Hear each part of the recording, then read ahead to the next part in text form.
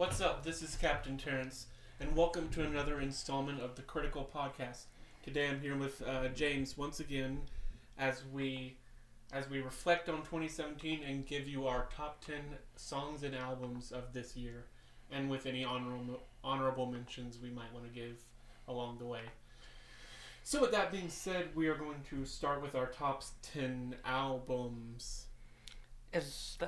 Last year we traded off an album, number 10 album, and then number 10 song. Oh yeah, we did. That's right. Yeah. Okay. Yeah, we can do that again. But we do album.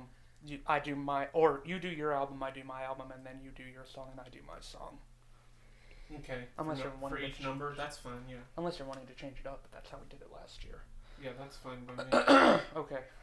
All right. So you go. I don't think my number 10 will. Well, maybe before this we should talk about how we feel about music as a whole this year. I felt it was very good.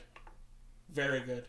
That's all I felt. I felt it was very good. At least for the rock community, for it the was rock good. community. And I'm only exclusively involved in the rock community. Very minorly and metal. And metal. Well, I consider rock to be like the whole accumulation of like metal, all that good stuff. Yeah. So, but in the rock community, yes, everything was very good. I mean, like pop is always bad to me, so and pop was even worse this year. I felt that music was very interesting this year. A lot of things that I didn't know I was gonna like so much this year, I really liked. And then there's some stuff this year that I didn't. There was some stuff this year that I just really hated. Like one of my biggest disappointments of the year was Linkin Park's album. Mm-hmm. Just as an example, rest in peace, Chester Bennington. But yeah. I'm sorry that album wasn't good. Yeah. I actually did listen to it, and I actually liked it a little bit more than I thought I would. Oh, like you said, yeah, it was the same with me. I liked about 3 or 4 songs on it, but then there are some that weren't good. It was rough to listen to at points. And mainstream in general was pretty awful this year. We saw an emerging of SoundCloud artists, quote, yeah, who weren't really good. No. And then YouTube songs came on to like freaking Jake Paul and all that stuff, which was even worse. So. But there are some YouTube artists that are really good, like Nate Wants to Battle. Yeah, but not the good ones. Certainly don't get into mainstream. Yeah, definitely wasn't. Not. But anyway, in general, I thought music this year was a bit stronger than 2016. Mm-hmm. Yeah, by far, I did feel that overall music was definitely a lot more solid this year. My list was a little weird last year, in my opinion. Yeah. With a few exceptions, but yeah, this year it's much more. I mean, this year was a lot easier to come up with my top 10 somehow. Actually, it was harder for me because there were so many good albums. Yeah, there were a lot of good albums, but I mean, there were just so many standout albums. My top 3 were pretty easy, but then 4 through 10 were not easy at all. So anyway, I guess we can get into it. All right. Well, so my number 10 album was "Outlive" by Demon Hunter. That's funny. It kind of reached a little bit low. I did kind of like the album. I liked the album a lot, but listening to it, some of the songs have kind of faded from me liking it. And Demon Hunter is my second favorite band, and I will never lose my my respect for them. Yeah. But I mean, "Outlive" was still a great album, and I still gave it like a 4 out of 5. But it reached on the bottom of my 4 out of 5s, like in terms of albums. But there was no way a new Demon Hunter album wouldn't reach into my top 10 because they still know how to make some hard-hitting music. Like, a new album, I'll still be spinning probably into the foreseeable future. And then my number 10 song of 2017 was "Mirror Fear" by Sworn In. Did you listen to that? No, not familiar with that band or that song. It's a really hardcore metal song. It's got some, but it has, what I really liked about it is some of the really clever lyricism in it, and it has some really good instrumentals too. It's got, I think you should listen to it though. I think you'd like that particular song. Not the album is a little bit like really hardcore metal. It does have some like clean vocals, but it's a very, very metalcore album. But the album as a whole I felt was actually really, really good. And Sworn is like a huge cult band that a lot of people have heard of, and I think it's worthy that they've gotten their title because that particular song just hit me hardcore. Okay. But I'm gonna have to listen to that. I'm not familiar with the band at all. Yeah. It's funny that you say that because my number 10 pick is Outlive as well for really? album. Yeah. I was sort of in the same boat as you. I had a real struggle as to whether to put this one or Silverstein's album Dead Reflection at number 10. Because I liked Silverstein's album at first. But then after listening to it some more, I was like, maybe this isn't as special as I thought initially. It's a good album, don't get me wrong. So I went back to that album, and Outlive just sort of slighted it just a little bit. Like you said, it's not Demon Hunter's best album by any means. In fact, out of their 8 albums, it would rank number 7, just below Summer of Darkness. Yeah. But it's still a good album, because even when Demon Hunter makes weak material, they still have great stuff to offer. Patience is just a wonderful rock anthem. One of their most upbeat songs, and it's just really surprising the shifts that it goes through, and it's like 5-minute runtime.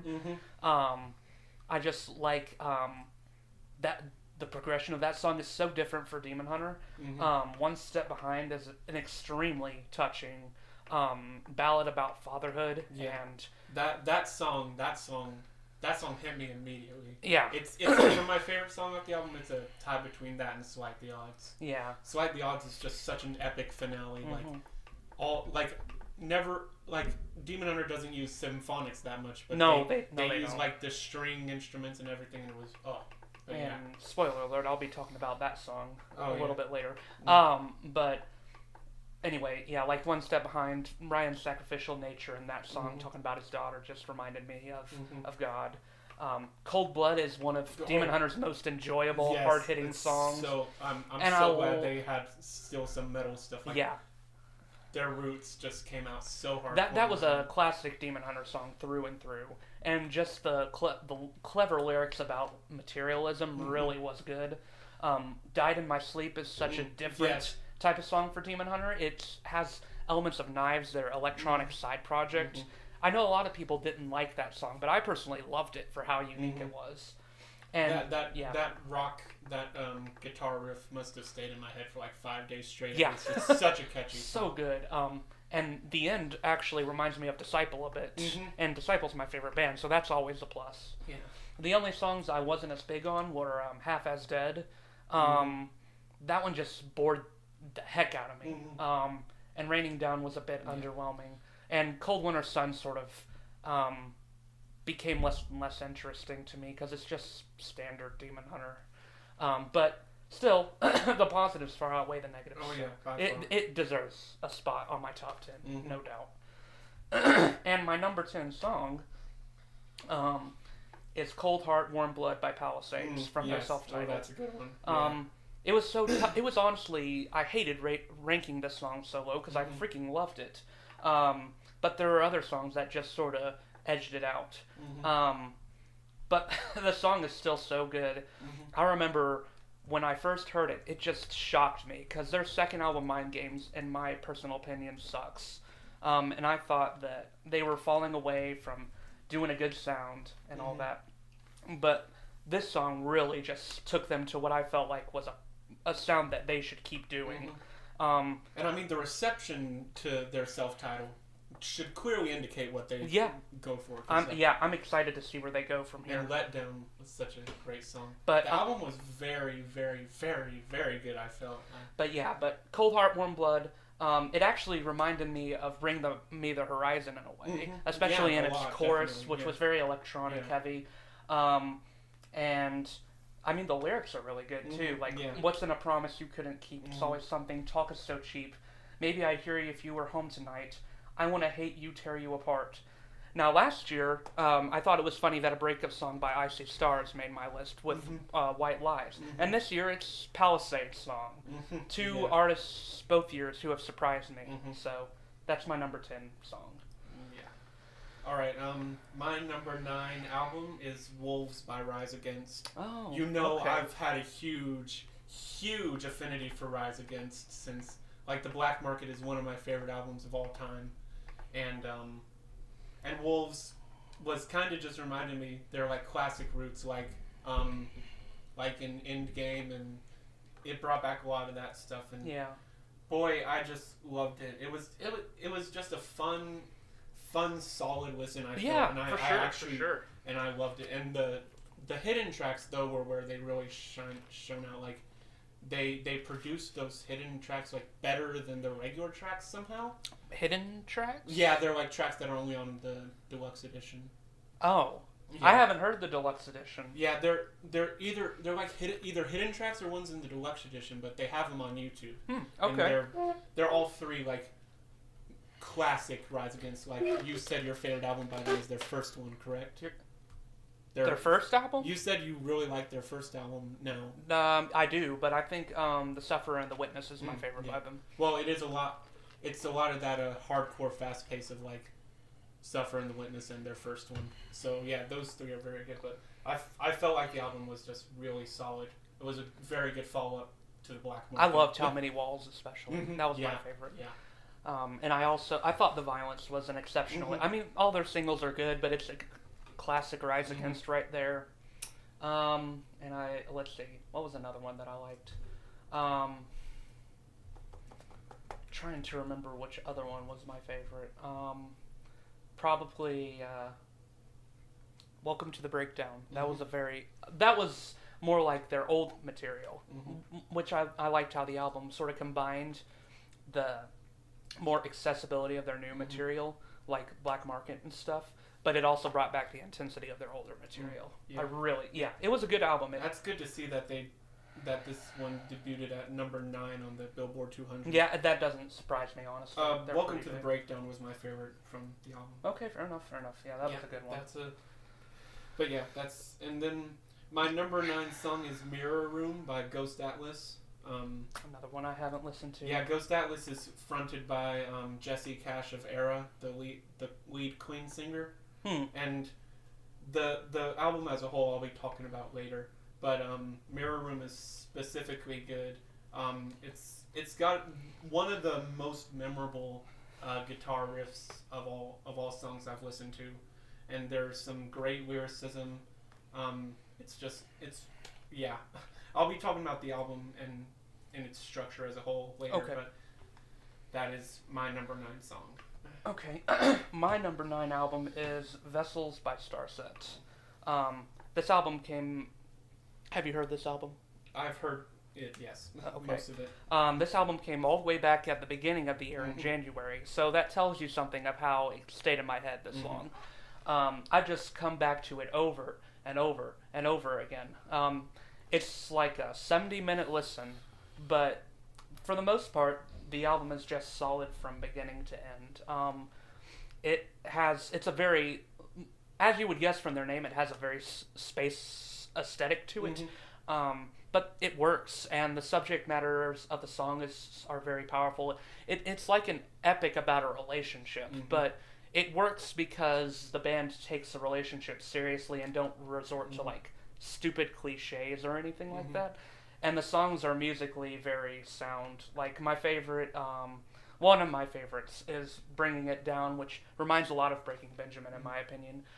It really hits hard, and this album also includes some of their first moments of screaming in songs like Frequency, which is just such a fun electronic dubstep rock-esque track. It's so interesting, but it really works well. And then you've got the lead single Monster, which is unbelievably catchy. Unbelievably catchy, and also has a very important message about not letting yourself go to darker sides of yourself. Yeah, that song got in my head so many times. Yeah, I particularly loved Ricochet. Yeah, that one is. I've listened to that one like every day for like 4 weeks or something. Like that song is so catchy. But I've never been the biggest fan of Starset. But I did really like the direction they went, and they do have a very solid sound. Yeah, and a lot of people love them more than I do. I don't think they. I think they deserve all the fame they're getting, but I think some people are really just sort of making them out to be more than they really are. Like bringing them to that Breaking Benjamin level, which I don't think they're quite there yet. Not even close. But they've got. I mean, this album already shows they're really on their way to making good material. And then this album was great material, but I think they can really make even better in the future. But that was my number 9 pick. And my number 9 song, I told you this one was coming up soon, is Slight the Odds by Demon Hunter. This song shocked me when I first heard it. I was like, what? Demon Hunter is doing a symphonic rock track? It's like, so interesting. I've never quite heard them do anything like that, but it really actually works quite well for them. And it's such an enjoyable song. Starts out very interestingly with the symphonic elements fading in, like you're changing a radio station or something.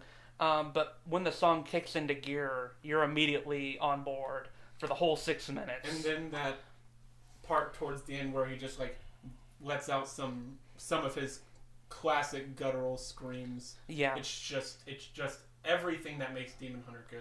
And not many of Demon Hunter's songs have the goal of being like uplifting and inspirational. They're usually more concerned with addressing like horrible atrocities happening in the world.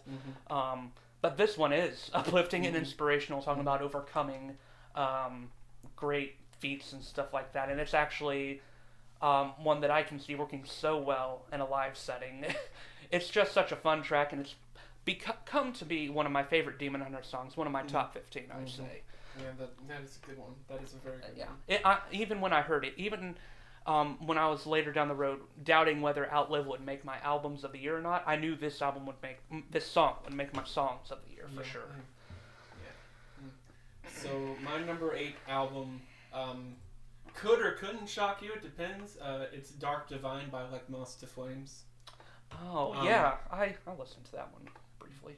Boy, I mean, I Like Moss to Flames is one of like 3 bands I've introduced to you, because you've introduced pretty much every band I know.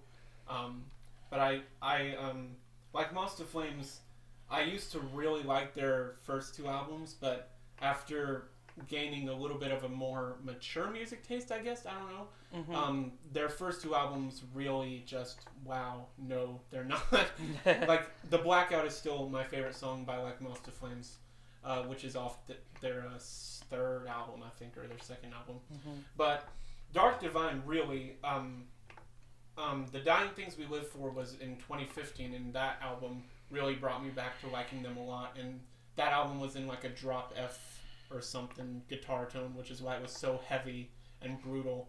But then they brought like a rock sound to Dark Divine for the most part. Yeah. And I really, really like the direction they're going. Like, they're not as heavy as they used to be, but fans really surprisingly took a liking to it. Because Chris Reuter's clean vocals have gotten so much better over the past few years. And it had songs like Even God Has a Hell, shoot, what was the freaking lead single? Dag now, I forgot it. Nowhere Left to Sink, that's what it was. And then the ending track, False Idol, is one of their heaviest songs. I dug that album, and it had some of their best lyrics too, of course. I really liked Even God Has a Hell. That one stuck out to me for sure. But that Like Moss to Flames has been a band that I knew could do better, and they really hit me hard with this one. Just like, yeah. My number 8 song, which has risen to this position fairly quickly, is The Revanchist by Trivium. Yes, good one. I literally just listened to Trivium's new album, The Sin, The Sentence, like a few days ago, and this particular song just struck an immediate chord with me. It's a 7-minute epic, and it's almost tells a story. Yeah, it does. And it's like, it's got some really nice soft sections, but mainly it's actually pretty hardcore. Like, the drums and the guitars and the vocals, I mean, you could say just about anything for this album and for the album as a whole, but for this song in particular, you could put any basically any genre of rock into it, and it would be there. Mm-hmm. But I love the song as a whole, and the Yeah. album was great too. Even though it didn't reach my top 10 albums, Yeah, I didn't. For me either. I want to give that album an honorable mention. Yeah. The Revanchist is such a good song.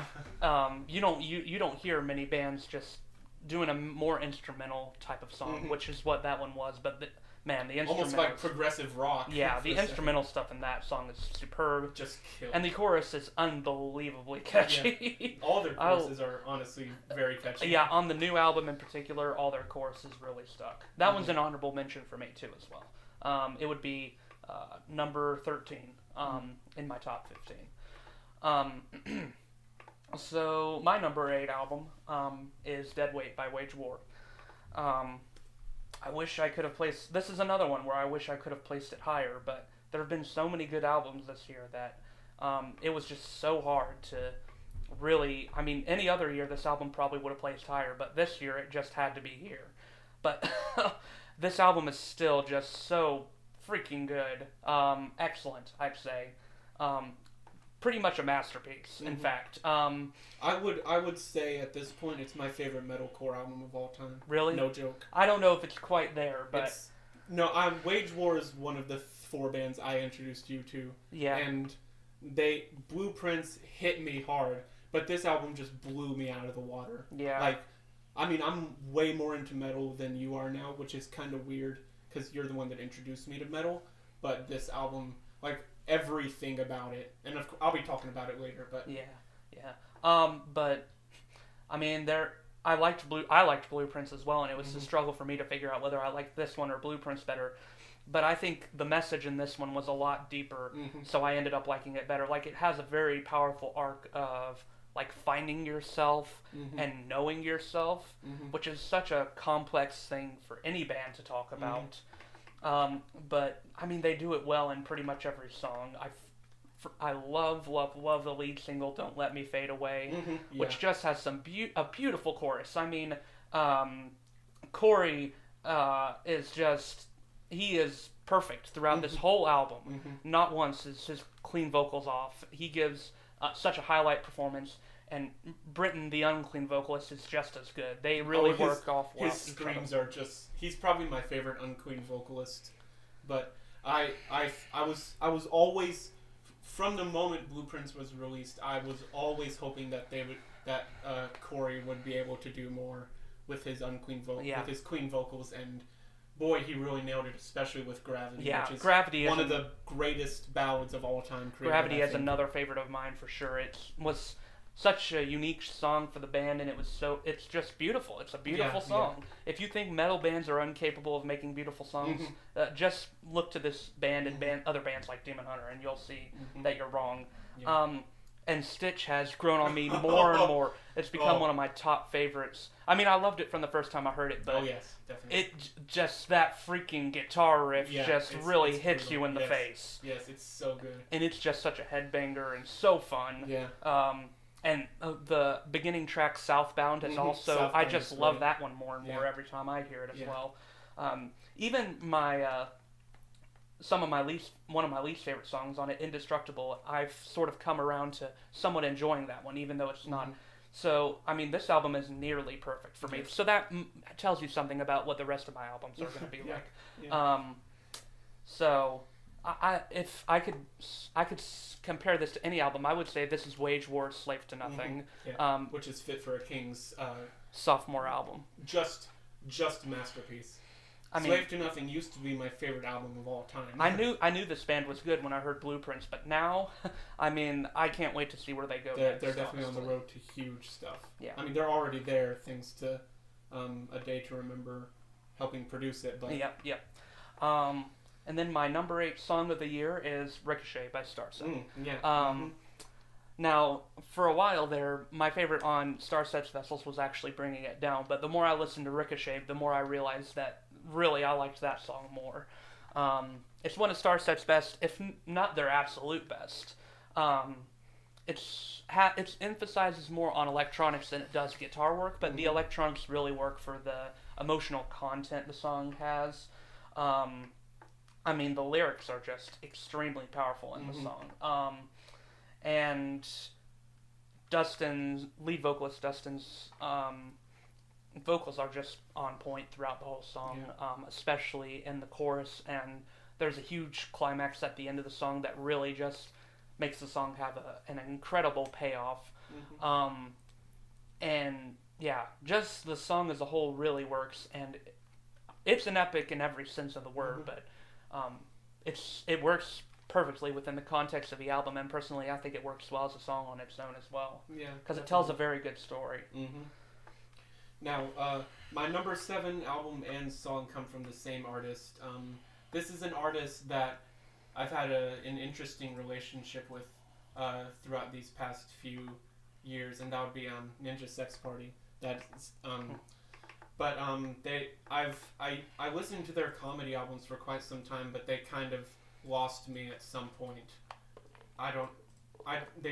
But their cover albums are something to be marveled at. Like Under the Covers was probably going to be my favorite album last year if Silent Planet didn't release their new album last year. I thought that was one of your favorite albums of last year. But yes, that would be like I think that was my 3rd favorite album of last year, but Under the Covers 2 pretty much improved on the first one in every way, shape, and form. Like you see covers like Africa, More Than a Feeling, I Wish, which is a song by oh shoot, I forgot. Hold on, crap. And then there's stuff like there's some like the thing I love about the cover albums is that they really they make me see songs that I've never really heard before. Like I've never heard Something About You, which is a great song, and I just, man, I loved it. I'm trying to find who this freaking how did I forget his name? It's Stevie Wonder who did it. Yeah, Stevie Wonder who did it. It's a super upbeat song, and then Rocket Man by Elton John is the ending song, and then one of the songs which I'll mention later which I'll mention actually right now, is You Spin Me Round Like a Record. Really? Yes. I'm going to have to play you their cover. But this cover really utilizes Danny's low vocals, and it's probably one of the most hype electronic songs I've heard, even though the original song is, without a doubt, not great at all. The cover is just absolutely astounding. And yeah, it's a great, great cover. Great album overall. I always have fun listening to their cover albums because they're very, very well done, very well structured. And yeah, and they covered Limelight by Rush, which is a great song. Oh, so, yeah. Okay. But yeah, the album is fantastic overall. It didn't reach as far as the first one did just because, of course, there were many, many better albums. But I knew that this album would reach into my top 10. But yeah. Okay. What's your song? I did my song. You Spin Me Around Like a Record. Oh, that was the song. Okay. Yeah, that was the song. I lost that. Okay, so my number 7 album is Palisades, self-titled. Sort of weird how my list works, because after I talk about a song, the album appears. That won't be the case for every single song on here, but anyway. But I loved Palisades, self-titled. I think the reason it got so high on my list, even higher than I thought it would originally, is just because of how much it surprised me. Because like I said, I did not like their album Mind Games. I personally think it's garbage. There's only one song I like on it, and I'm not even sure I'd say it's a good song. But this album really just was a complete 180 change for them. Just the way they combined rock and electronics just worked in every way, pretty much. I mean, just look at the lead single, Aggression, which is easily one of the best songs on the album. I mean, I love the theme of just talking about corruption in America and how people who commit crimes get off so easily. It could be an over-the-top, politically charged track, but instead it's really subtle and really powerful. Because they talk about, like, they dance over graves, lay bombs like bouquets while we're grieving. So they talk about it in the context that people are hurting over this, not bashing the people who do it, but rather focusing on the people who are affected by it. And I just love Louis Michelli's, I'm not sure if that's how you pronounce it, but his vocals throughout the album, his singing is just superb, and I actually saw his talent in this one. Yeah. It seeped through easily. Yeah. It was not as over-processed as the past albums, for sure. Yeah. And I even like the first album. It's a bit of a, I guess you could say, guilty pleasure, because it's definitely not the best album in the world, but it is sort of fun. I do like a lot of the harder songs on that album, but I mean, their first two albums have kind of lost my interest as well, but Yeah. their self-titled definitely made a huge impact. And I mean, you've got other great tracks like Better Chemicals, which really started reaching up there for me. I almost consider that one, putting that one over Cold Heart, Warm Blood, just because I loved the chorus of that song, and I think that the emotion really worked well with his vocals. Fall is an unbelievably addictive single, really works well. And Let Down is what any song on Mind Games should have been, in my opinion, because it has EDM stuff in it, but it works much better. Yeah. And through I mean, he just has so much more emotion in delivering it. Yeah, and Through Hell is just so much fun as an aggressive song. Uncomparably my favorite song on the album. And it's uncomparably. Unbelievably enjoyable. And I like the pop rock track Memories. Memories is great. That one's Dancing with Demons has grown on me so much so to become my second favorite song off the album, honestly. Yeah, Dancing with Demons grew on me a lot too, because I personally think like talking about demons as metaphors for like your addictions or whatever is a cliched topic, and it was done to death this year. But this was the first song of the year to sort of do it, so it didn't affect me as much. But as that went on, I was like, I'm getting tired of this demon metaphor. But it worked well in that song, and I loved Hard Feelings as well for its superb lyrical content. That's great. So that was my number 7 album.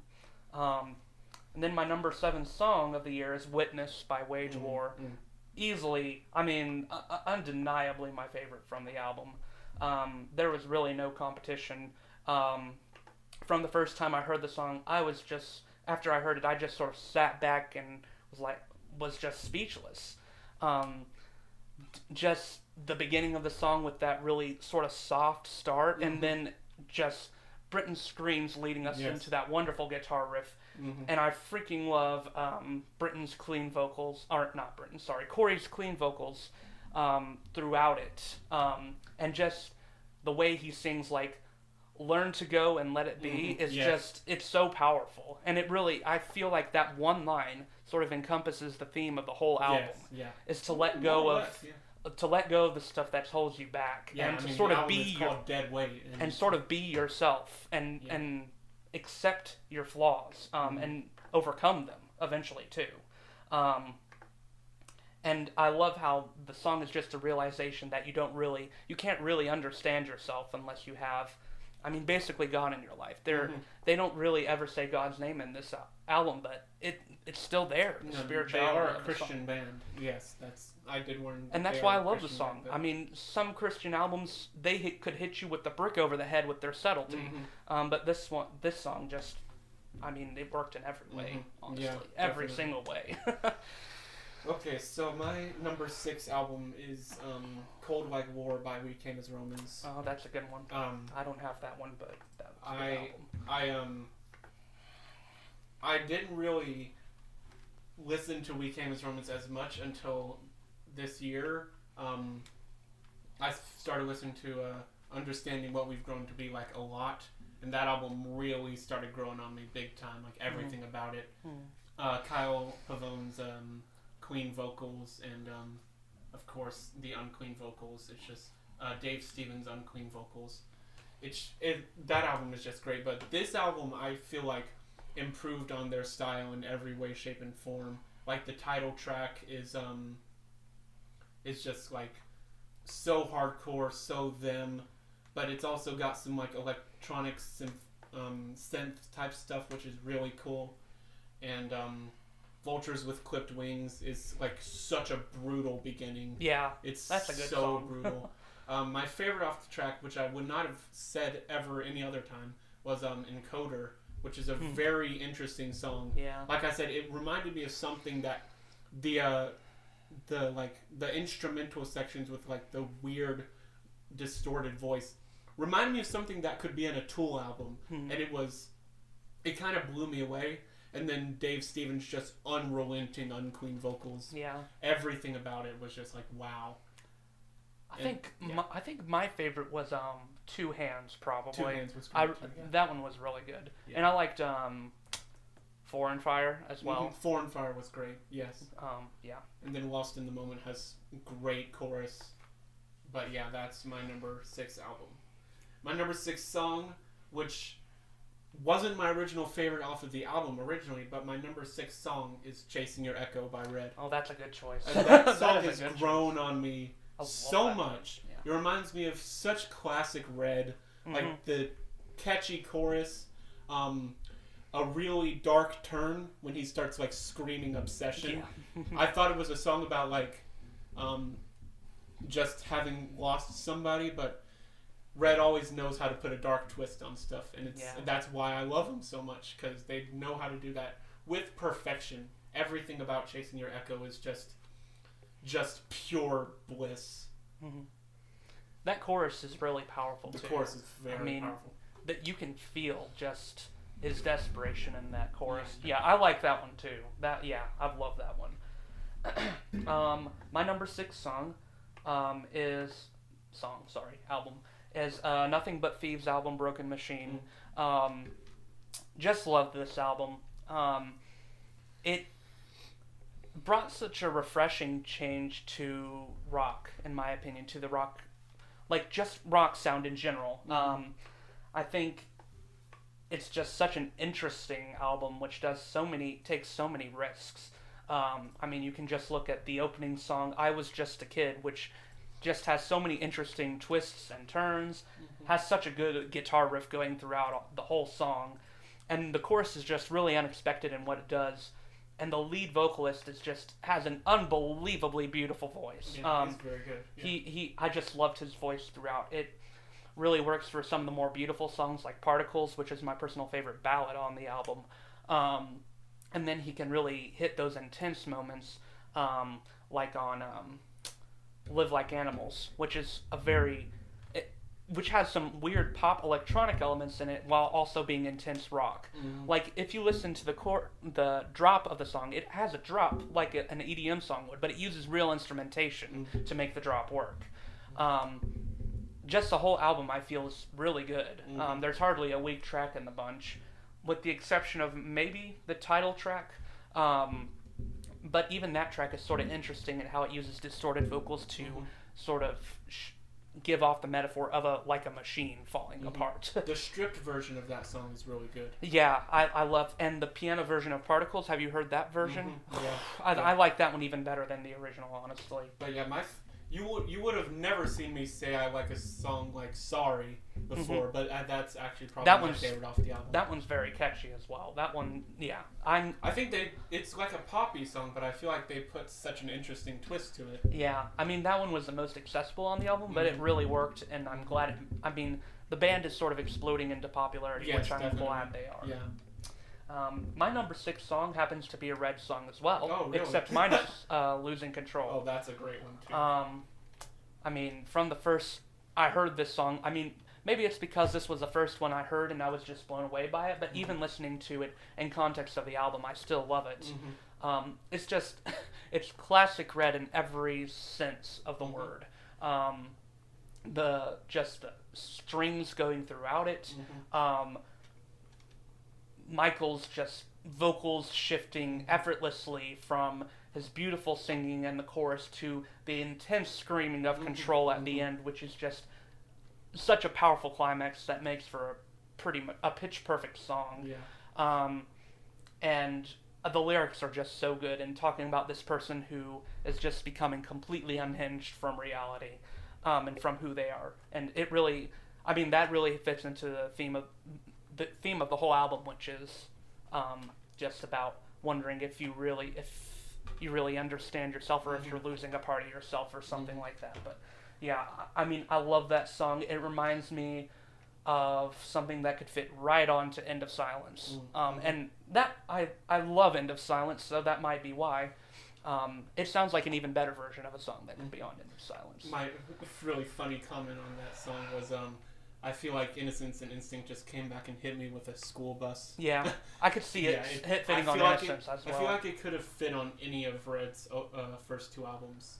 But like, I mean, it did have a little bit more of End of Silence just from like the screaming. Yeah, but this marks yet another good lead single from Red. Mm-hmm. Even on their weakest album release, Panic, they still had a good lead single for it. Yeah. So, yeah. So, this is where my list gets a little bit interesting because most of my top albums I would not have expected to be there.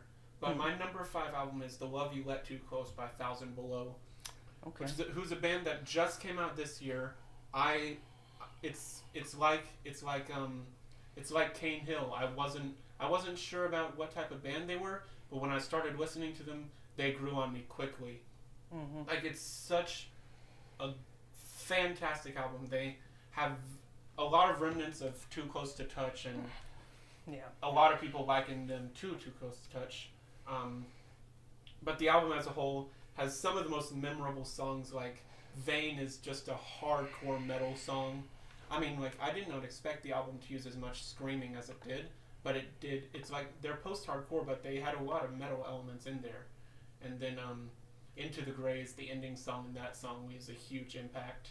And then it's just a phenomenal album overall. My favorite song is off the album is Carry the Weight, which is an absolutely just fantastic track overall. Yeah. Hey. Hello. How many chips are in these bags? Not many. Probably none. Where was this left? It was left on the table. On the table? How did it end up on the floor? What floor? Kitchen floor. Well, maybe he picked it up from the table. The dog? The kitchen table? Yeah. He can't reach the kitchen table. Well, I didn't leave it on the floor next to me. I know that. I didn't either. I think because I remember putting all the chips away and from the floor. I didn't have a single one on the floor. No, we can't jump up on the table. There's no way. Maybe he figured out a way. You'd have to be able to jump up on a chair. I don't know if he's smart enough to figure out that if I jump on the chair, then I'll be able to reach that. I don't know. That's weird. Oh well, were y'all recording? Yeah. Guess you We can still edit are. me out. No, we can edit that out. Yeah. You're still recording? Mm-hmm. You'll have to edit me out. Yeah. That's fine. Did you see the tree? No. We put You it have? up. Yeah, we put the tree up. You put the tree up? Mhm. Yeah. Oh, good for you. I'm surprised you hadn't I seen haven't it. even looked in there. I've been in the kitchen. Oh, Anyways. where were we? I was still talking about, but yeah, Carry the Weight, that's my favorite song off the album overall. It's a quite an impactful album, I do have to say. It's a lot about topics of suicide, self-doubt. The lead singer's like close friend or something. I didn't do a lot of research, but the lead track is about like his friend or his brother or someone related to him who there's a really powerful line, broken by the love you let too close.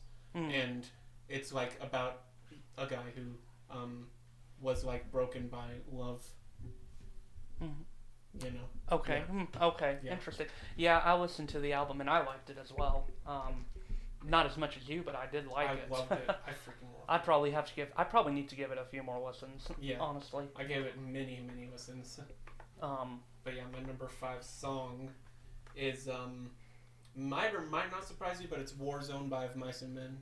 Really? Yeah, their new song. Wow. Okay. I mean, I have much more of an affinity for Of Mice and Men than you do. Yeah, probably. that's true. That's true. I love The Flood is one of my favorite albums of all time, probably, and Restoring Force.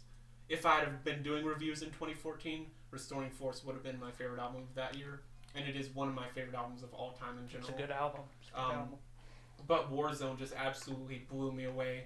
Like, there's a guitar riff that I heard like the 4th time I listened to it. It's just like a downscaling guitar riff that's just amazing, and the lyrics are so good. Like, the silent brings the panic, it fills the empty space. Like, that's such an interesting juxtaposition. Like, it's a fascinating song about like war in the mind, and I'm super excited for their new album. I feel like it's going to be possibly as good as Restoring Force. And Aaron Pauli has great Unclean and Queen vocals. Yeah. Yeah, I think I'm interested in the album for sure too. I'm definitely not as big on them as you, but I still will listen to it for sure. My number 5 album is Gone by Red. I knew this album. Well, actually, when I first listened to it, I wasn't sure if it was going to make my list. Because the first time I heard it, I just sat there and was like, well, what exactly did I just listen to? Because this is not like any other Red album. I mean, the reaction I had to it initially was the same reaction I had to Release the Panic. Where I just sort of sat there like, I mean, there are some good songs on it, but then I came back to it more and more and more. And I kept on... more and more. Yeah, and then...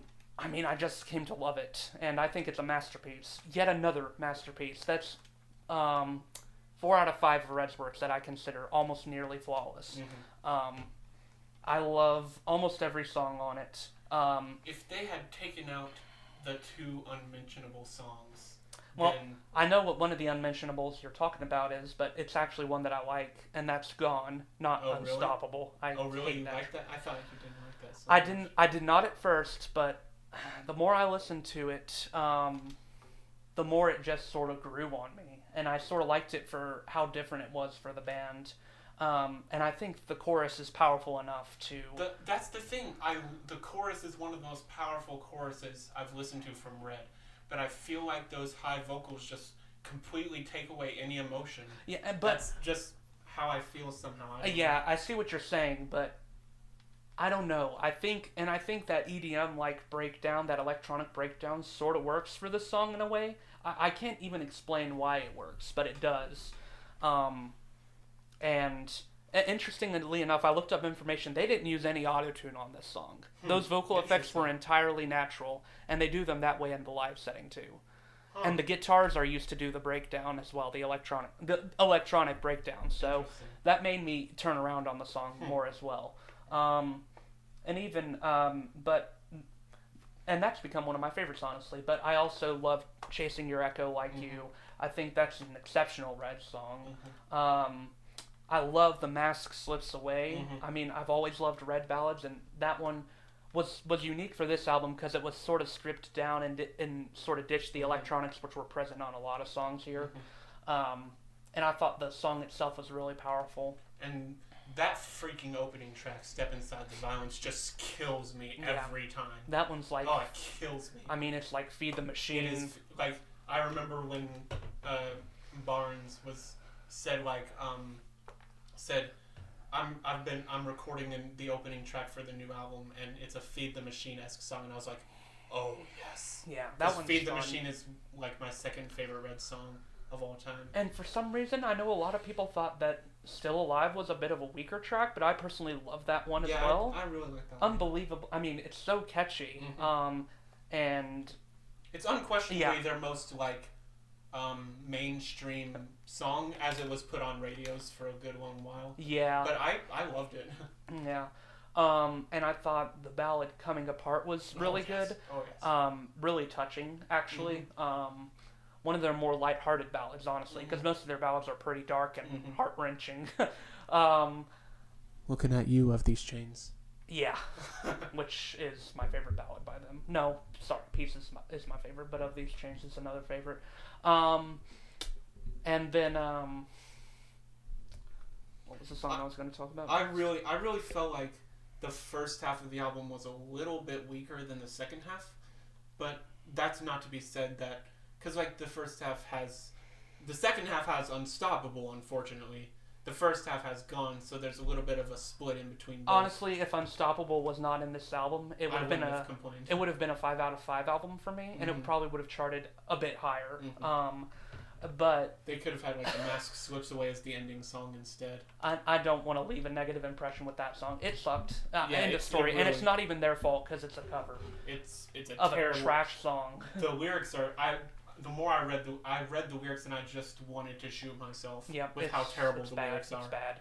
I also the song Fracture is reminds me of What You Keep Alive, actually, in some ways, with the sort of dissonant vocal pattern, which I love when Barnes does that. It's so interesting. Yeah, I felt like what I said in my review of it was that I felt like the first half was a lot of reminiscent of their previous albums, but I felt like the second half was where the Gone sound kind of came from. I can see what you're saying by that.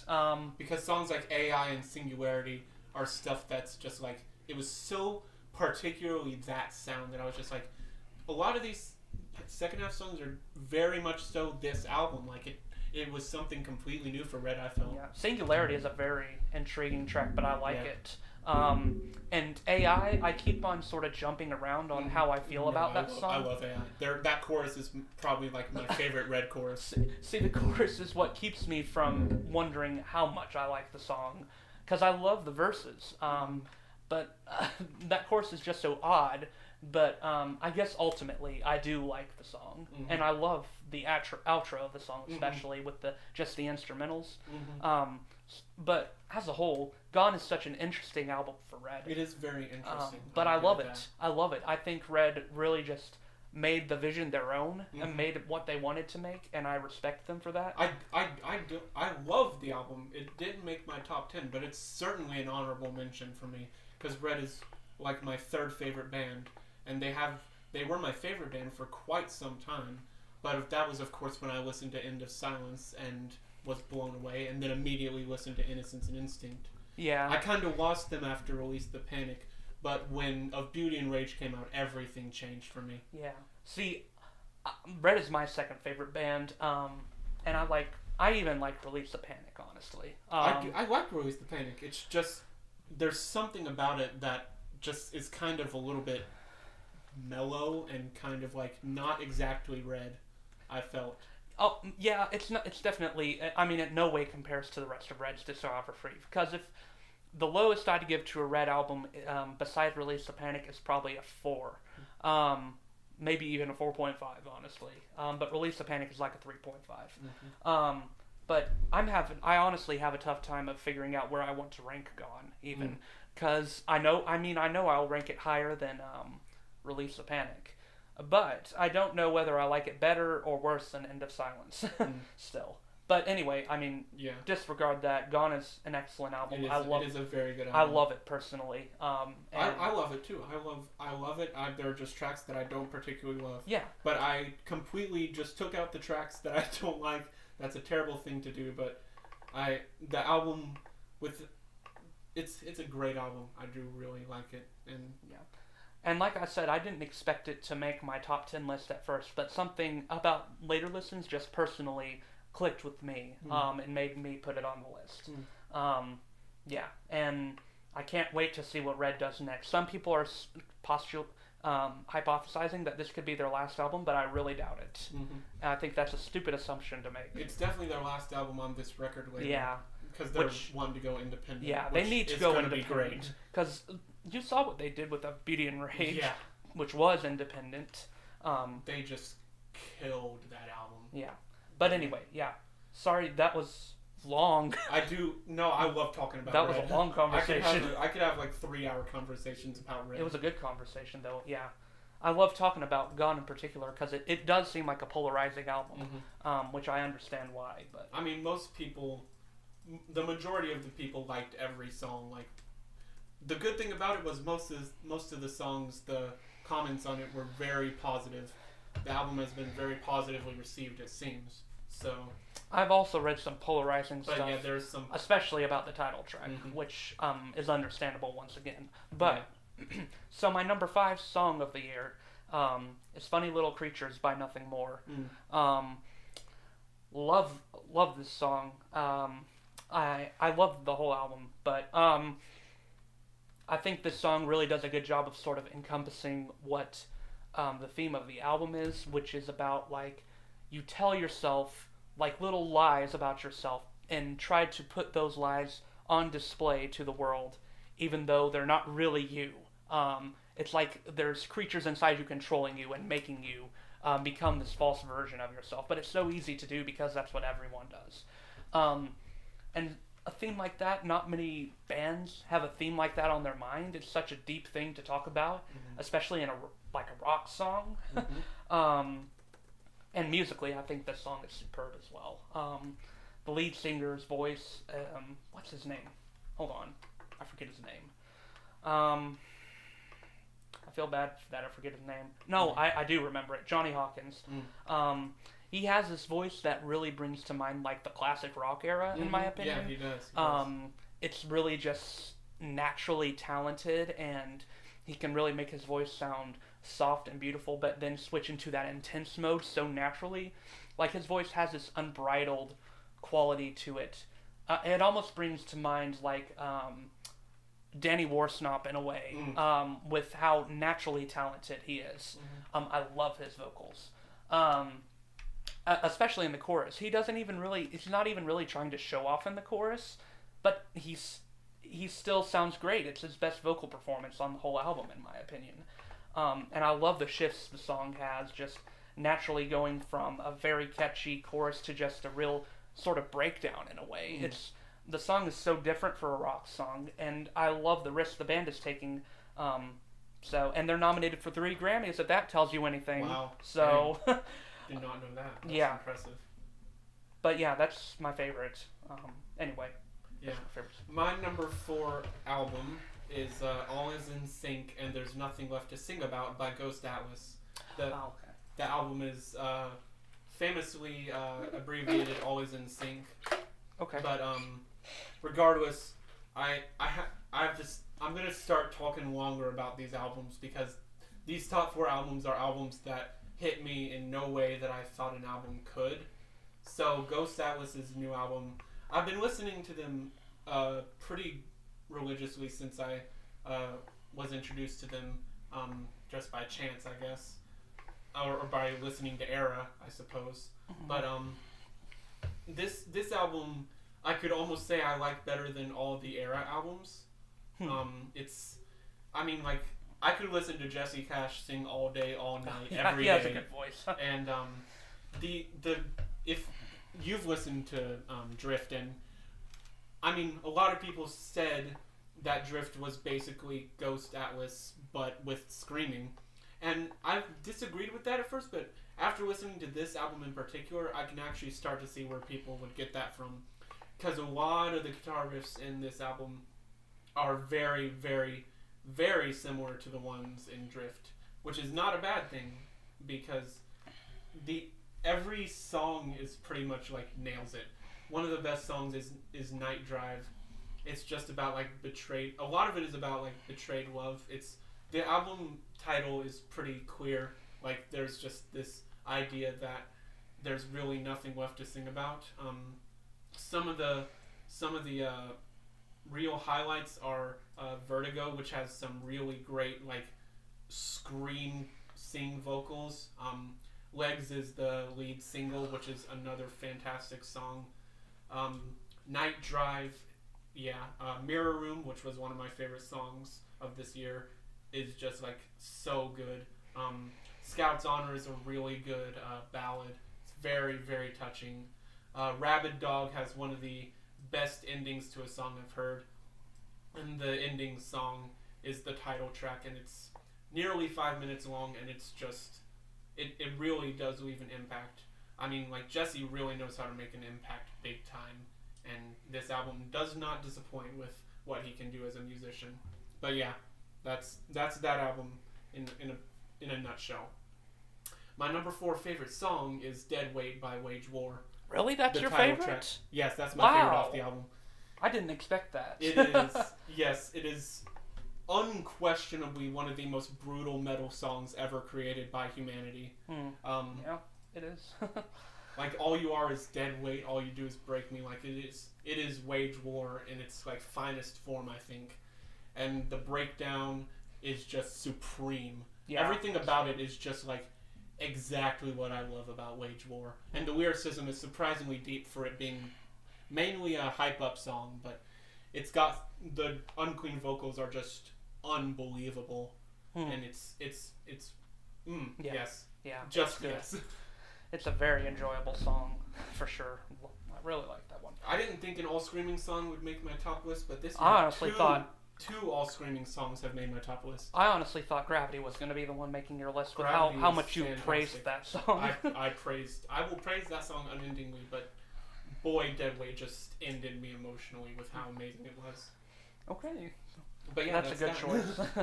My number 4 album, which this is the only album on this list that I consider mainstream, but I'm not even quite going to call it mainstream because it didn't really do that good on mainstream on the Billboard Hot 100, is Melodrama by Lorde. I really liked Lorde's debut album. I wasn't big on Royals, way too minimalist for me, but I did like the rest of the album. But this second album, I personally think, is a superb pop release. I have tried over the years to become more open-minded to pop music because I feel like in the past I've just gone to automatically bash every pop artist there is. And I mean, with some of the stuff this year, you could argue that's justified. But Lorde really sort of turned me around with her debut album, and this album was just an unbelievably good one in the midst of a year that was just trash within the pop world. I thought this album was a really interesting concept album. It almost had like a Shakespearean tragedy element to it and talking about this breakup, but she talked about it in such extreme ways, melodramatic ways, if you will. And it's meant to be over the top. And the album is almost in a way making fun of pop artists that talk about relationships all the time. I'm not going to mention any names, but Taylor Swift. Good grief, we won't even talk about it. Lord. We should do a podcast of our worst albums of the year. But anyway, I just thought the album as a whole was excellent. Just so interesting in a year where trap music dominated the radio. This album was just so upbeat and so enjoyable to listen to. And the emotional moments in the song actually had payoff and were felt. And the upbeat moments were actually a lot of fun. And lyrically, it's just extremely clever and extremely complex, more than you would see from any pop album. I mean, in one song called Green Light, she uses like a stoplight as a metaphor for waiting to move on from this breakup in her life. So I think it's a good album, and I think you should give it a try. You probably wouldn't. I don't know if you'd like it, but I personally really. I just don't like pop. That's not anything against pop, but I just haven't. I've tried so hard, but I just can't. I just can't. I don't know why. Yeah, but something about Lorde just sort of. I think she's really good, and she got nominated for a Grammy this year for Best Album, which I think is deserved. But I really loved the album personally. And my fourth favorite song actually comes from the album, called Rider in the Dark. It's more of a ballad, uses piano, just piano really, and it sounds really good. And my favorite part of the song is just how Lorde in the song is sort of acknowledging how she in her songs can come across about as psychopathic as she just obsesses over relationships. She talks about how she's going to love this person until he calls the cops on her.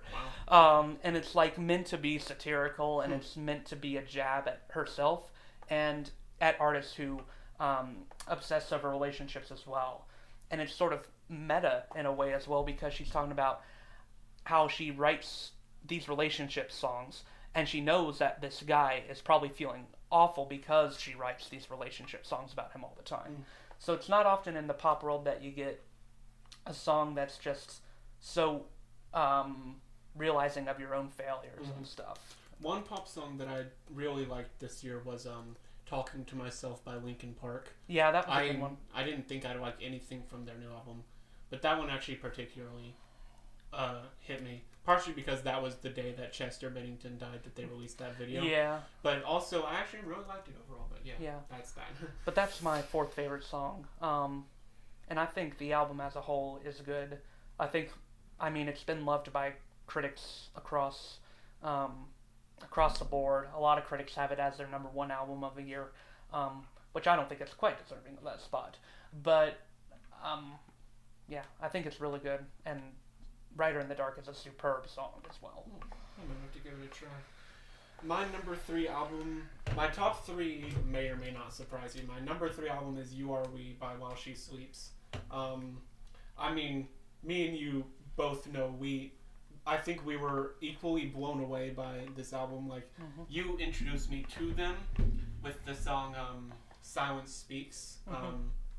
And that song was really great to me, but the album just, it's so great metal. Like, my gosh, like from the very beginning you know that you're in for a treat. Like, Steal the Sun is one of the most brutal metal songs I've ever listened to. Silence Speaks obviously is great.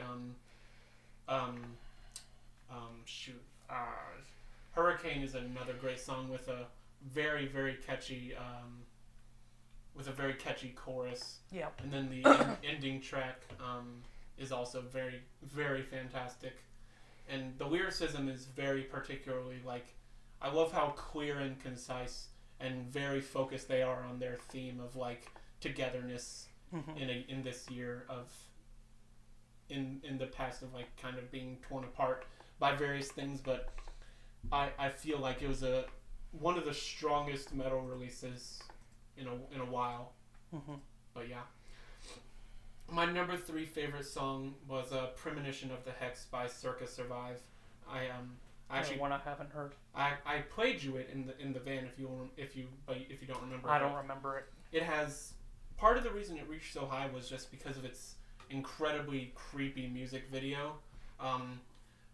I'll be talking about this album very soon, but this particular song has one of the most chilling guitar riffs, and it has some very, very interesting lyricism. Like, Circa Survive is a progressive rock band, and their lyricism is, progressive rock's usually the two hallmarks of progressive rock is unique instrumentation and philosophical lyricism most of the time.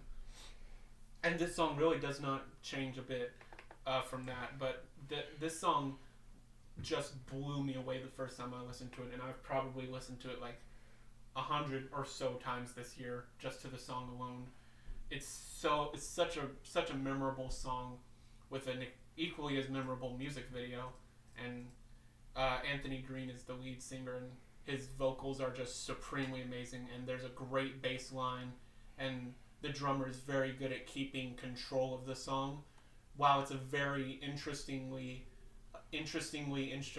instrumentized song, the drummer is very, very good at keeping everything in control, and it's a fascinating song to listen to. You have to listen to it a lot, but I mean, just by listening to it once, you can't get everything out of it. It's a song that requires a lot of thinking, and the album as a whole, which I'll talk about, takes a lot of thinking to understand, because it is a concept album as far as I understand. So yeah, I'll be talking about that one later too, but that is my number 3 favorite song. Okay. My number 3 favorite album of the year is Nothing More Is the Stories We Tell Ourselves.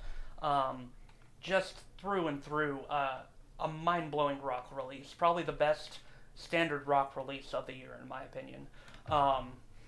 Just from front to back, 18 tracks long, an hour-long listen about.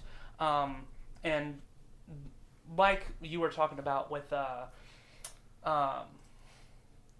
While She Sleeps, their concept is just very focused throughout.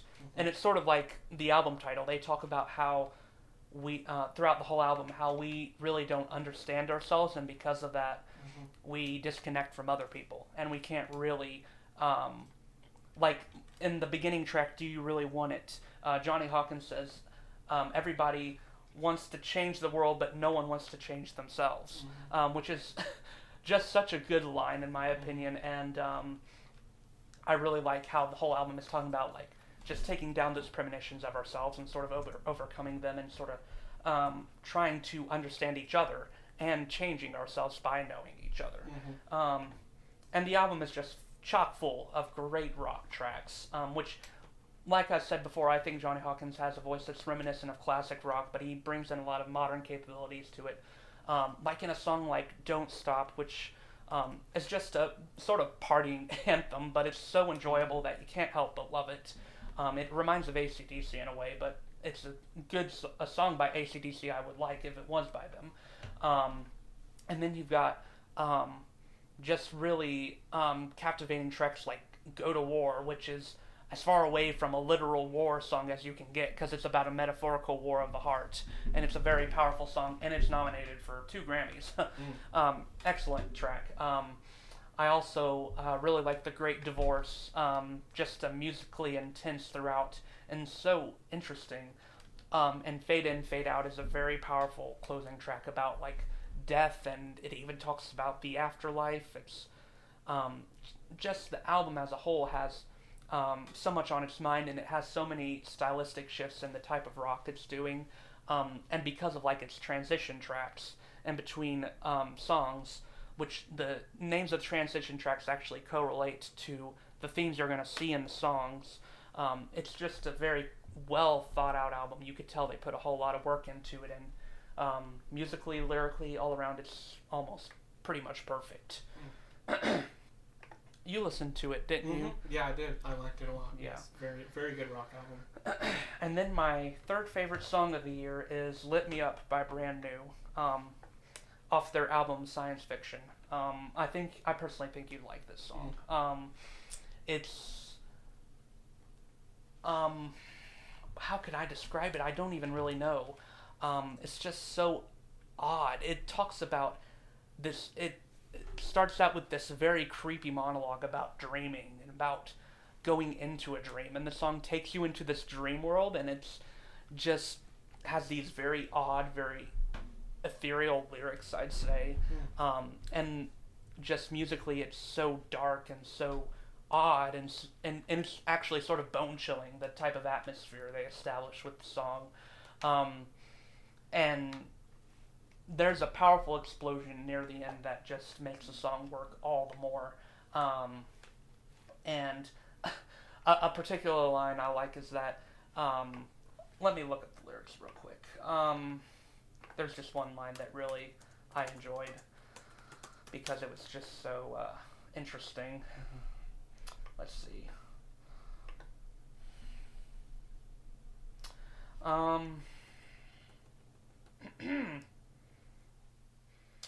Yeah, lit me up and I burned from the inside out. Yeah, I burned like a witch in a Puritan town. Uh-oh.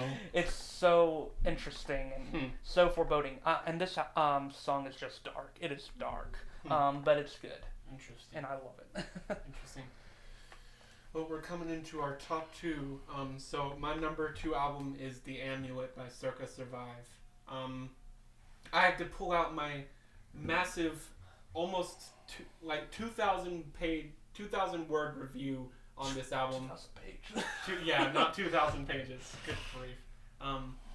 This album really just like it freaking fascinates me to listen to. It's in my opinion, I don't know if this is like true, but past Circa Survive albums have been concept albums, and even though I probably delved way deep into the meaning of this album, I think it's pretty evident that this album is a concept album. The opening track of Lustration comes in at 6 minutes long, and it's a beautiful, beautiful song with opening falsetto lyrics, fed by hand and caught with force. Our bed, sweet death, will foreclose on everybody's tongues. I don't know. It's fascinating to listen to. Lustration is really all about like the music video shows 2 different worlds. The album, as far as I understand, the album is about the journey into death and what you bring with you to death, as far as I know. But that's basically what I thought of it. Yeah, what I said in my review is I really love Circa Survive's fantasy world-based lyrics. Like, Never Tell a Soul is a song that has very interesting lyrics. It's, don't waste your light on me, it'll be dead, and amputate the legs off all the non-believers. It's a very eerie song, and I commented that it's a lot like you're brought into a completely different world. There's a line that just fascinates me. We shuffle out of the bedroom and into the gavel with a cross at the end of it, which just fascinates me to think about. I really don't know. But, of course, Premonition of the Hex was one of my favorite songs of this year. And it's so chilling, and I actually talked in my review, and then I talked about in my in my talking of this song, that it's extremely hard to divulge in lyrics. There's lyrics like "slice up and on across" when you're trying to make the deepest cut. It's such a lack of clarity, but yet it's so fascinating to listen to. And I talked about the bass riffs, and Steve Clifford is the name of the drummer. And I talked about in my review, oddly enough too, the amazingly paced drum beat. So it's pretty clear that I specifically remembered the drum beat from this song, and it's so ethereal. There's falsettos, there's some really interesting distorted soft vocals. With songs like Tunnel Vision is a really, really nice ballad. There's this line: "Sandstone and clay will never be reluctant. Through the famine and fame will always be the same." I mean, that's a pretty clear line. And then there's the fifth song, I believe it is that "At Night It Gets Worse" is a very ethereal song about a dream world. This song is where I kind of started to think about the fact that this may be a concept album, and then "Stay" is only 2 minutes and 38 seconds, but it's a very, very creepy song. It's the way I saw it is, there's a line that said, "I had the lidocaine watered down so you could feel it all," which is very interesting because this is where I started to see a story almost emerging of this person carrying an amulet or something, some sort of pendant or possession. And this song "Stay" made me start to think about this person maybe getting captured. And "Rites of Investiture" is a brutal hard rock song. It's got some very great vocals. If Stay is the song where our protagonist in the story is captured, this song is where he's tortured. With lyrics like, "In time you'll know, you've got the right to stay sedate. Don't shake the altar, we tasted blood." And so it makes me think that he got like captured by a cult or something. And then and the Hex, there's the song "The Hex" is the follow-up to "Premonition of the Hex." And there's this thought that I had that after "Rites of Investiture," the protagonist died, with lines like, "Sacred fall, I forgive nothing. Weathered hands keeping me still. Bleaching the fluorescent lights, sing to the dead." And these lyrics are pretty big in my theory of that concept album, but the "Flesh and Bone" is a very great song. It's just crazy, and the ending song is one of the most chilling songs I've listened to. It made me think that somehow 2 people might have died, because there's a line: "You disrupt the phase, we can speak in opposites, intersected hands decay." So either that means like the protagonist was holding his hands together in like a prayer formation or something while dying, or a second person died. But just by talking about it that much, you can see that there's so much intricacy to this album, and that's why I absolutely adored it. It's just so intricate, so unique, so fascinating overall. But that's my second favorite album, "The Amulet." So my second favorite song of this year is "Doomsday" by Architects. Oh, yeah, that was a good song, yeah. Architects has been one of my favorite metal bands since I listened to "All Our Gods Have Abandoned Us." And this song does not disappoint with Architects. Like, the guitar riff is just so great. The lead singer's clean vocals and vocals in general are just purely amazing. And like, you can feel that this song was not very processed, because like, it's just so real. Like, you can feel the emotion, and it's just a beautiful, beautiful song, and it's got a great guitar riff and everything. And boy, did I just love that song to death. But yeah, that's my second favorite song. Okay. My second favorite album of the year is Brand New Science Fiction. In talking about Lit Me Up, I said that song was dark, but I mean, the album as a whole is dark too. And it actually gets even darker than that song, because while that song is surreal, the rest of the album, a lot of the album talks about real issues, and it's this band has been described as emo before, which I hate. I hate that title for any band, but I guess they sort of fit the label because they have some very depressing themes in their song. But I also think that they're sort of powerful in that they talk about real relevant issues in the world, like with the track Same Logic / Teeth, it talks about like cutting and self-harm, and at the ending of the song it talks about how people tend to react and judge people who do the self-harm thing, with lyrics like, boy, we gave you every opportunity, boy, we gave our hands to get you off your knees, boy sat at our table and ate everything, you say that you're still hungry, then bite the plates and break your teeth.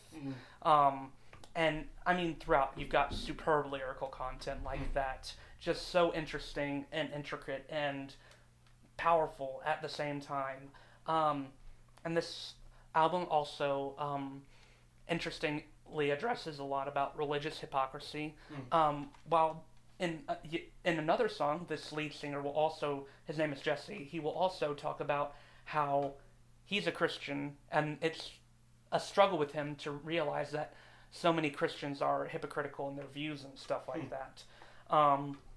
And I mean, there's so many good songs on this album. A song like Can't Get It Out brings to mind like Nirvana, like a classic rock in a way. And then you've got an interesting track like Out of Mana, which has a lot of video game references in it. It especially cites like World of Warcraft, but the way it uses these references is not cheesy, and it's actually sort of frightening how they use these references to talk about like disconnecting yourself from the world and stuff like that. And the finale track, Batter Up, is just something else. That's what I'll say about that. But this sort of is an album that I couldn't even do a review about it because I didn't feel like I could get my thoughts out about an album that was just so intricate and had so much going on with it. So I'd advise you to listen to it and just look at the lyrics for yourself, because there's just a lot to this album, and it's hard to really just get your thoughts out about it. But it's so good. It's so good. That's very I just can't emphasize enough. It is a flawless 5 out of 5 album. Yeah, I have 2 5 out of 5 ratings. Me too. Actually, yeah, me too. My second favorite song of the year is Amsterdam by Nothing But Thieves. Yeah, that's a good one. I love that song. Yeah, that's a great song. Right from when I heard this song, I just sat back and I was like, this is what the rock community needs. Just a fully unbridled track with just some intense vocals. Just a purely enjoyable track that also has some very complex ideas going on with, like, trying to not conform to the world, but at the same time it's almost unavoidable to not do it. And that's why the song in the chorus, he's just so frustrating, talking about how he hits his head against the wall over and over and over. But what really brings the song for me is just how musically it's just so just chaotic and wild, and the guitar riffs are unbelievably good. The drumming really is just very talented, and the vocalist just really unleashes in every facet.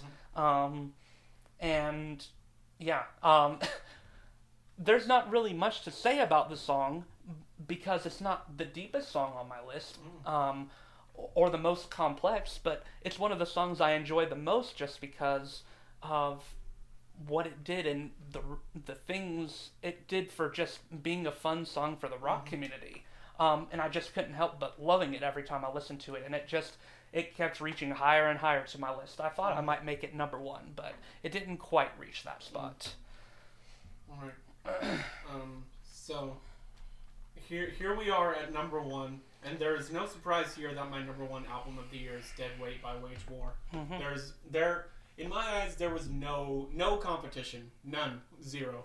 I mean, from the moment I listened to it, I was pretty much sure that it would be my number 1, because from the moment it starts in 2 years, all the way to the end with Johnny Cash, it's such an emotional, brutal, just really amazing album telling about finding your identity and such. And it's like every song just has something memorable about it.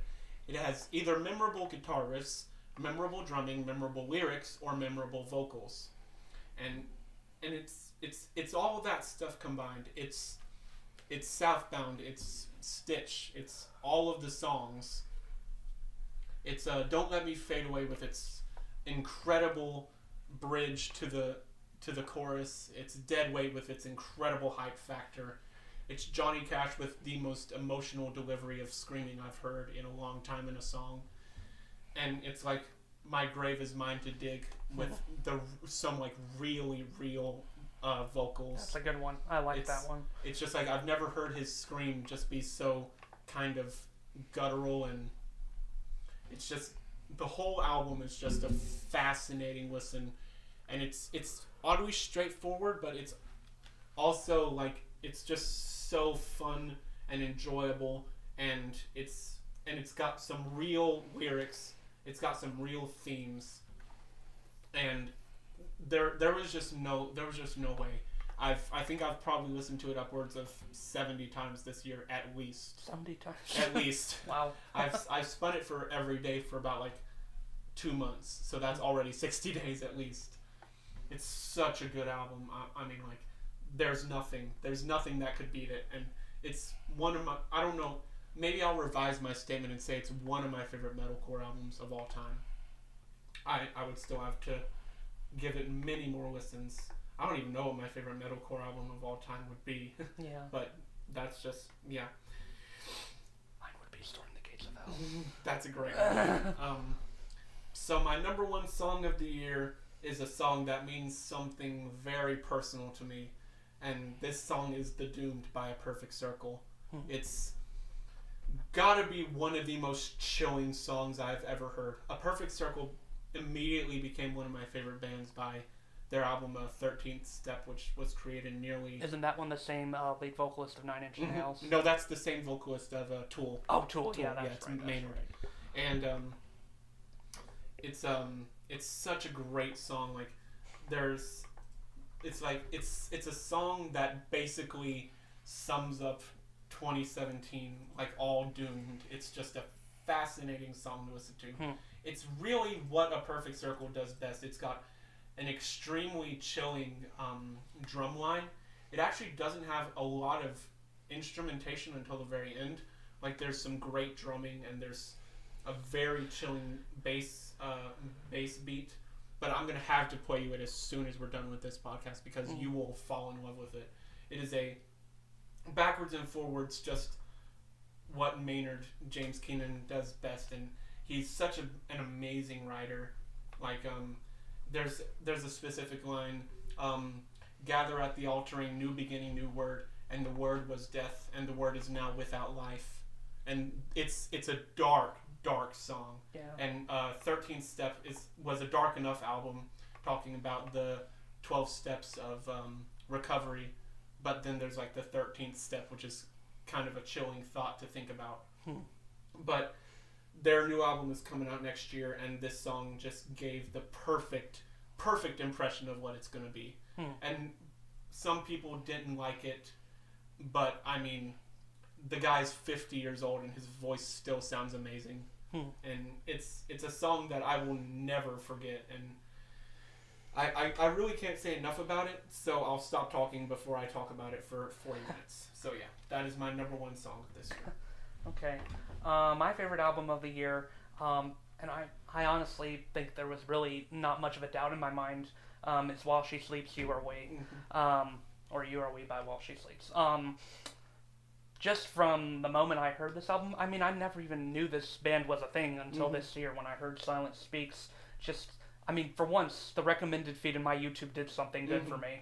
And when I heard that single, I was like, holy crap, this band is good. Because that song in general is one of the best on the album, in my opinion. But like Joseph said about this album earlier, I also think it has a very solid thematic arc about becoming unified, like understanding like you're important as an individual, but we're also important as a collective whole, and that we need to come together in times of like just such darkness and strife. Especially in this year, I think this album was very important, and they released it at exactly the right time it needed to be released. So this album is important in more than one way. But, I mean, musically, this is an unbelievably good metalcore album. Something about the production on it was superb. Yeah. The way that, I don't remember who the producer is, but he really did a good job of making the guitars and the drums and the vocals all just mesh so well together, and all of them have a prominent role to play, a very important role to play. Like, without one of the elements, with one of the elements being downplayed, this album wouldn't have been nearly as good.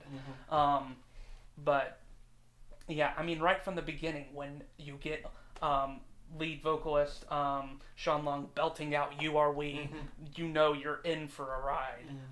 And, I mean, every song, they're unafraid in showing what that song is all about. They don't take any steps back in terms of like experimenting interestingly with the metalcore sound and sort of manipulating the formula. I mean, you've got a song like "Feel," which is just shifts formula over and over again. It starts as an intense, brutal metalcore song, then shifts into a sort of catchy rock anthem, and it does both well so naturally. Yeah, "Feel has grown on me quite a bit. I love that one. I mean, I love all of them. Empire of Silence is a great one as well. Very unique in that it has like clean vocals, which contrasts with really intense guitar work. And then you've got a song like "Wide Awake," which is almost like completely hard rock, except it in such a cool way. It starts with those beginning clean vocals and then shifts into this extremely fast-paced guitar riff that's so much fun. You've got the single "Silence Speaks," which I love the lyrics of. If you're gonna accuse me of telling you what you already knew, it's the same song sung with a different truth. All of us forget it 'cause our heads inside the noose. They will manipulate the masses again. This album just goes and criticizes secular culture without a care in the world, criticizes the media, and talks about how we are so easy to accept any type of thing we're fed to us, and we will accept it as truth. And if we do stuff like that, then ultimately we're not going to be unified. And then you've got a interesting song like "Settle Down Society," which is a complete genre change from "Silence Speaks," but yet it still works in an interesting way. I like the slow burn rock feel of it. And "Hurricane" is another great track, really solid lead single, and the guitar riff is just so good. So good. That's probably my favorite part of the song. And "Revolt" is like a banger. That's the one I was trying to think about. Just super intense, and so much fun to listen to.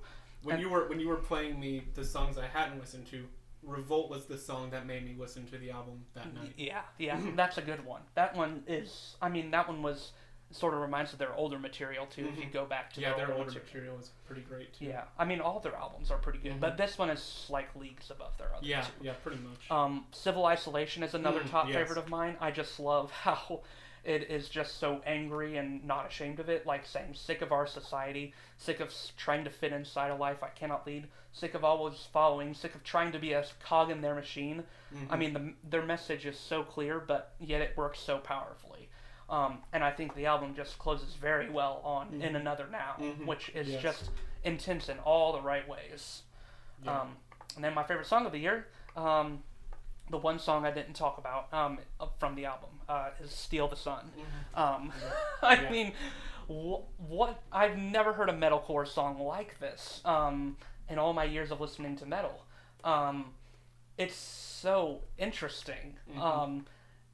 It has like just multiple genre changes. Like it almost has like a rap thing in its pre-chorus, and then it shifts into like a sort of hard rock thing, and then it shifts back to metalcore, and it just keeps on changing, and it has a great breakdown in it as well. Yes. I mean, everything about the song works. It is an absolutely fascinating song to listen to. Yep. It's so good.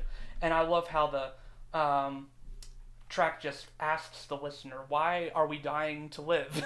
Which is just such a clever way to put it. Like, we are living, but we're living like we're dying because we don't really care about anything. And yeah, I think this song actually really works. There's two vocalists in this band, and both of them do clean and unclean vocals, and their chemistry in this song is on point. Yes. It is beautiful. And in the bridge where they're before they lead into the chorus, they sort of do this gang vocal thing, which you wouldn't think it would work, but it really does. Honestly, the song is just perfect. I really love, like, the thing you said about the production value. I love how throughout the song you can hear that underlying guitar riff that's so good, especially in the chorus with the guitar riff. Like, it just adds so much to the atmosphere of the song. Yeah. So, yeah, that's my number one song of the year, undoubtedly, for me. Yeah, that's definitely the best song of the album. I mean, do you have any honorable mentions to give? Yeah, I have several. For mine, I usually do top 15 albums of the year. I've started to do top 15 albums and top 20 songs. So my honorable mentions for albums is The Main's Lovely Little Lonely, which was a pretty solid rock release. I don't know if you heard it. No, I didn't. I think you'd like it. It's a sort of conceptual album, and I really like how it flows. I already sort of mentioned this one in passing, but Silverstein's Dead Reflection, I really sort of hated that one not making it, but it sort of I didn't like it as much listening to it a few more times, but there's still some great songs on it. Trivium's The Sin in the Sentence, which I think if the album had come out earlier in the year, it probably would have made my top 10, to be honest. Just great guitar work, great vocal work throughout. The only thing that brought it down was the lyrical content is a bit generic, with the exception of like the Revanchists probably. Harry Styles' self-titled album, which I didn't expect to hear an ex-One Direction member adapt a classic rock style, but that's what the album is, and it's actually really good. And my final album honorable mention is Paramore's After Laughter, which they adapted an almost entirely pop style, but I think it worked for them. I think they did it right. They actually did the style change right, unlike Linkin Park or All Time Low or Imagine Dragons did this year. For honorable mentions for songs, What's Wrong by Paris. I don't know if you've heard of that band. I've tried listening to them. They're I think you might like this I like one. some of their songs. But I actually really liked this song. It was about to make my top 10, but then Palisade song slighted it a little bit. Other honorable mentions include Aquamarine by Silverstein. Such a fun pop-punk song. Hard Times by Paramore, which is a really good lead single and one of their more rocking tracks on the album. The Revanchists by Trivium. DNA by Kendrick Lamar. Superb rap song. He goes in on it. Black Rain by Creeper. Which I really love the epic rock style of that song. Sign of the Times by Harry Styles. Solid lead single. It's surprising that he would make a 6-minute rock epic his lead single. And it didn't do well in the Billboard, unfortunately, but it charted for a little bit. And finally, Facts by Lecrae, which I thought his album as a whole was a bit underwhelming in comparison to his other releases, but that track is really good. Yeah. So I have a few honorable mentions for albums. One of them is Nate Wants to Battle's Sandcastle Kingdoms, which is it's a good album, but the lyricism was a little bit too generic, and there were multiple songs that I've kind of flip-flopped around with. But he's a great artist overall. I've loved some of his stuff, but also with Swornin's All Smiles. That one didn't reach in, but I felt like it was a very solid release. I mean, really, those are the only two particularly that I would have honorable mentions for in terms of albums. In terms of songs, I have a ton of honorable mentions for songs. Okay. Of Mice and Men's Unbreakable, which is another great song by them. And then Wage Wars, Don't Let Me Fade Away is just an honorable mention from the same album. Yeah. Hands Like House's Drift, which is a great song. Man, yeah. Yeah. I wish I thought about that one. Yeah. That was a good song. I knew I would give this one at least an honorable mention. I love everything about Hands Like House's new developments in their musical style. Man, they're just getting better and better somehow. Yep. Nate Wants to Battle's Heroes Never Die, which is an Overwatch analogy song, basically, but it's like really hardcore. The White Noise, have you ever listened to them? No. Their new album, AM PM, is pretty mediocre in most spots, but the ending song, Sunspots, is a really great, soft song. Okay. Palisades, Dancing with Demons would be an honorable mention, of course. Too Close to Touch's Before I Cave In would be an honorable mention, big time. Also, there's the ongoing concept You Will Go is an honorable mention for me. I was honestly underwhelmed by that album as a whole. It was an I did not come back to it at all. I haven't listened to it a second time. I think I only listened to it 2 times, and then after that I was like, this is not that good. The problem is, like, I didn't like Saloon because of the unclean vocals, and they came back to those vocals, and I feel like they kind of lost the vision they got with Handmade. Yeah, I don't know. I think my problem was... And plus, you know that the whole band was basically replaced. I think that was a big problem. You could still see the talent of the vocalist seeping through, but he obviously, I just don't think he had the chemistry of the band to work with. Yeah. So. Also, there's a very special cover Periphery's cover of Shadow of the Day. Oh, yeah. That was such a chilling song to listen to.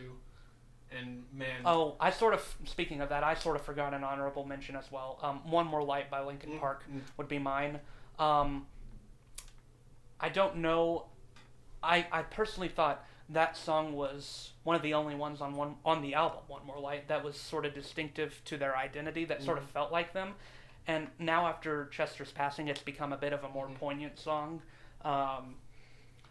And while I wouldn't put it in my top 20, I still think it deserves something. Yeah. It really has become sort of a song for people to remember 2017 by, honestly. Yeah, I did really like that one too. Another honorable mention I'll give would be to Cane Hill's Too Far Gone. Yeah, that's a good That song. was a great song as well. That's a good song. And I think that's pretty much it for my honorable mentions. Okay. Yeah, so, well, I guess that's it for that. So thank you everybody so much for listening to us talk about these songs. Music is huge for both of us, so that's why it took us nearly 2 hours to talk about everything, especially with our top albums. But regardless of that, you'll be seeing a lot more top 10 podcast type deals before the end of this year. So get ready for that. So top 10 movies next? Top 10 movies, top 10 TV shows, and if you want to join me and Sam, top 10 video games. I wouldn't have much to contribute. I don't even know if Sam will be joining for that one, but if nobody joins that one, I'll do that one myself because I've done quite a bit more gaming. But that's thank you all so much for listening to us. If you like this video, you can press the like button and comment down some of your favorite stuff if you'd like. And we'll see you in the next one. Peace out.